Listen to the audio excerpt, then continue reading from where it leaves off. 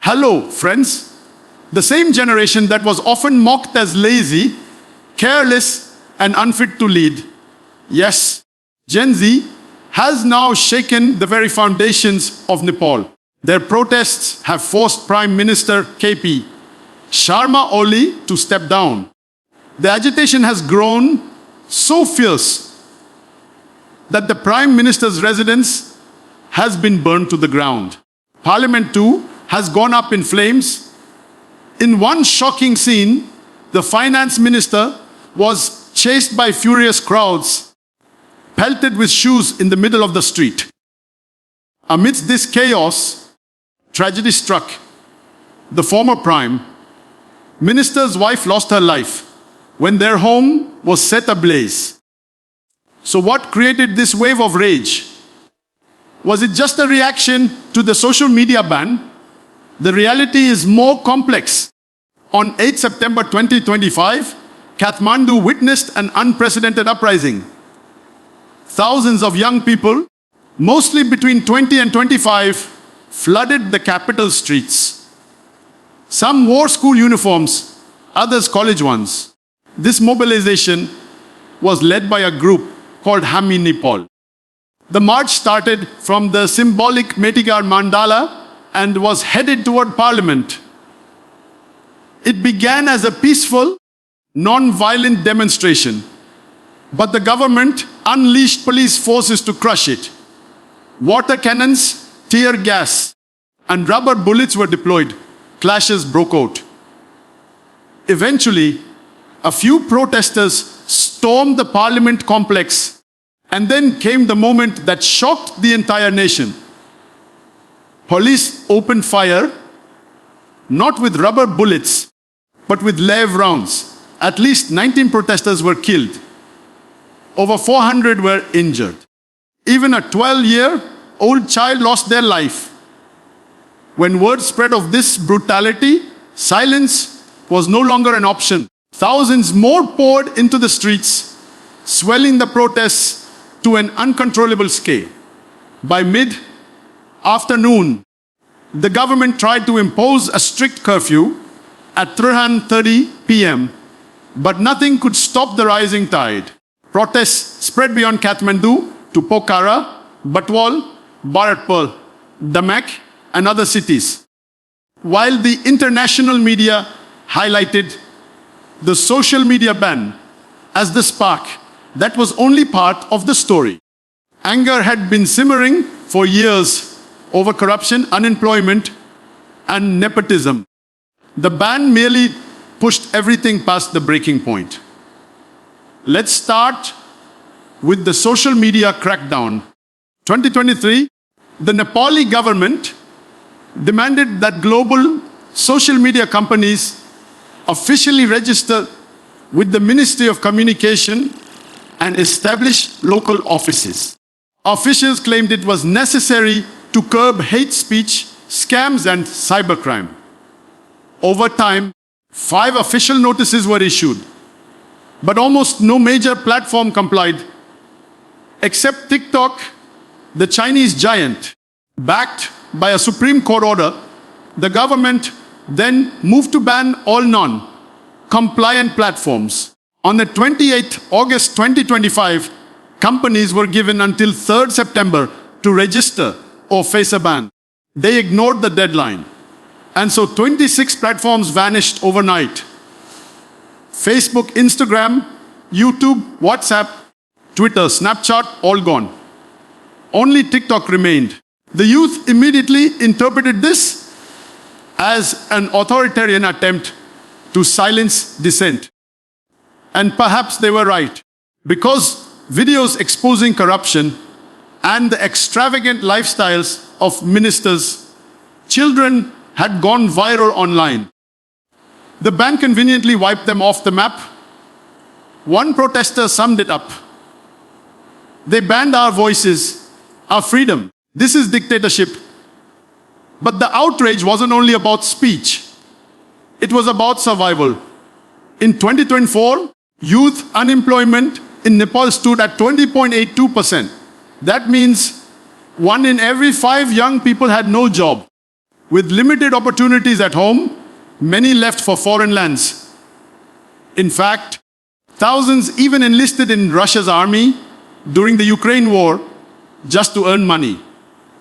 By February 2024, more than 15,000 Nepalis had signed contracts with the Russian military, often receiving only weeks of training before being thrown into frontline combat. Many never returned alive, and yet the risk was worth it for some. Salaries and bonuses added up to around $4,000 a month, more than 500,000 Nepali rupees. While ordinary youth were forced to risk their lives abroad, the sons and daughters of politicians flaunted designer outfits, luxury cars, and expensive vacations. Social media exploded with hashtags like Find Nepo Kids and Find Nepo Baby. One viral protest placard summed up the bitterness. Politicians' children bring Gucci bags from abroad. Common people's children return in coffins. When the ban hit, these videos only shifted to TikTok, where the anger grew louder. For the young generation, corruption and inequality had reached unbearable levels, and the government's decision to silence them was the final straw. But the roots of this crisis go even deeper. Nepal only became a democracy in 2008 after centuries of monarchy. King Gyanendra was dethroned following the democracy movement of 2006 and the decade-long Maoist insurgency. The nation became a federal democratic republic with the promise of a brighter future.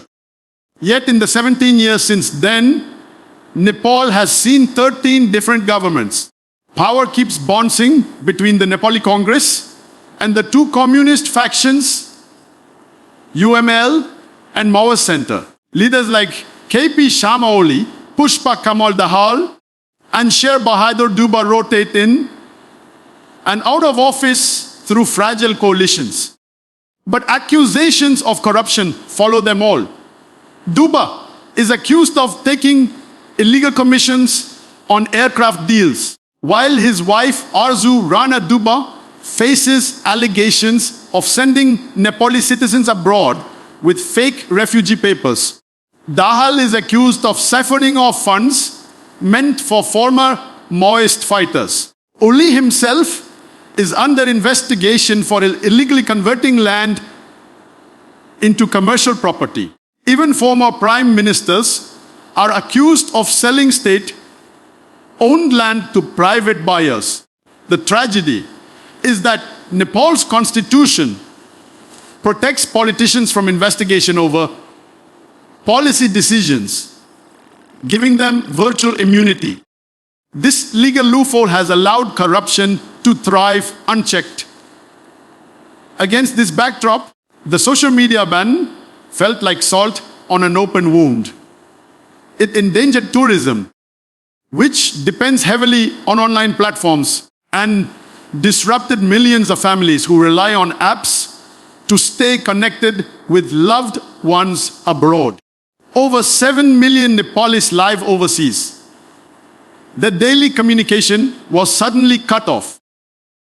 When peaceful protesters took to the streets, the state responded with bullets. The government wrapped itself in nationalism, with Oli declaring he would not bow to arrogance or betray the national interest. But this time, the people refused to back down. The Home Minister resigned first. The social media ban was lifted. Yet the crowds demanded more. The Prime Minister's and President's residences were torched. Even the opposition leader's home was burned. Helicopters had to evacuate officials from danger. Finally, on 9 September at around 2 p.m., KP Sharma Oli tendered his resignation. Even now, protests continue, with demonstrators demanding systemic reforms. The army chief has gone on television pleading for peace. Nepal today stands as a stark reminder of what happens when governments ignore corruption, unemployment, and inequality while simultaneously silencing the people's voices.